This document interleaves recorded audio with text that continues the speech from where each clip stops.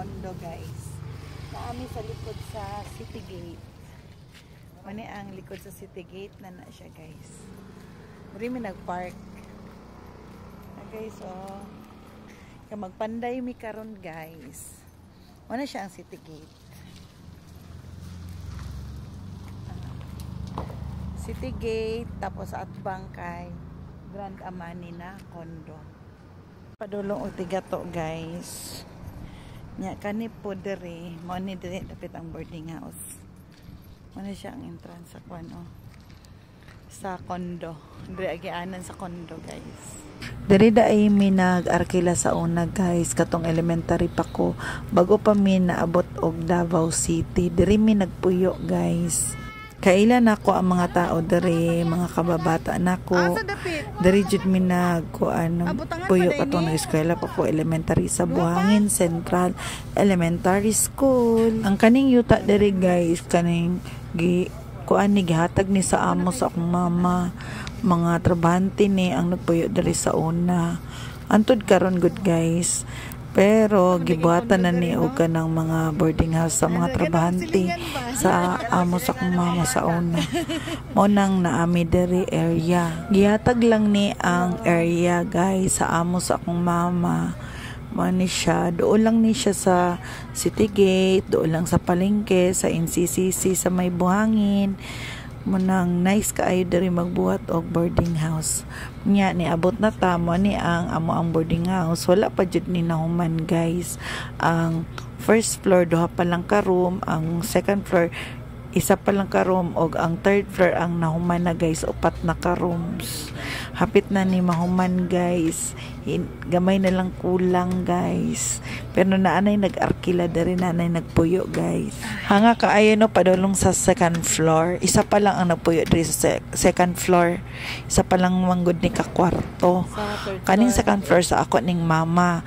Ang first floor sa akong ate, ug ang third floor ako mana. Pero ang ako guys, puno na tanan. Naaman ko sa third floor. Unya overlooking guys, kay makita gyud nimo ang condo sa Grand Amani. Tan-awa ra gud ninyo guys. Oh, klaro kaayo guys no. Unya nagbuhat pod mi diri sa third floor og hayhayanan sa mga borders. Makita jud nimo ang mga puno, mga balay-balay kay naaman ta sa third floor. Taas-taas pod ni siya guys no. Nya sulod na ta diri guys.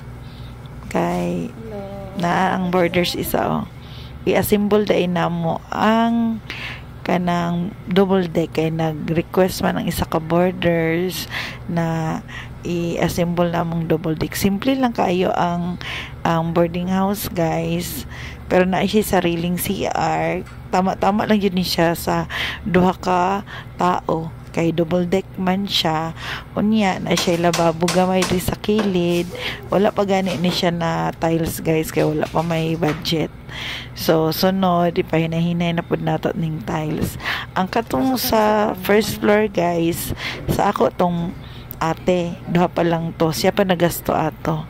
Nya sa second floor sa akong mama, ako ang nagasto atong kwarto, pero ako na nang i-take over sa akong mama karong na year. So siya na magkuha sa renta atong isa ka room. So kaning ako mo man ni pinakauna na human sa third floor. Mo ni nakatabang sa amo guys no. Makakuan man ko dere, kanang renta ba, makatabang-tabang sa among pag-adlaw-adlaw, maayo na lang guys. 35 day ay ang isa ka kwarto ani guys. Mo na maning kamot jud ta guys. Hands-on kaayo akong bana sa pagpanday-panday dere, kay sila jud ninduha sa akong anak, pero wala man ang akong anak na ay klase. Mo nang akong bana ug ako ang nag-assemble aning double deck. Maning kamot jud ta guys para naatay lisod kaayo ang double deck, kay bugat manggod siya guys. Tanaw akong bana og gipaningot og magtaod po dai mi og kanang ceiling gani na electric fan guys.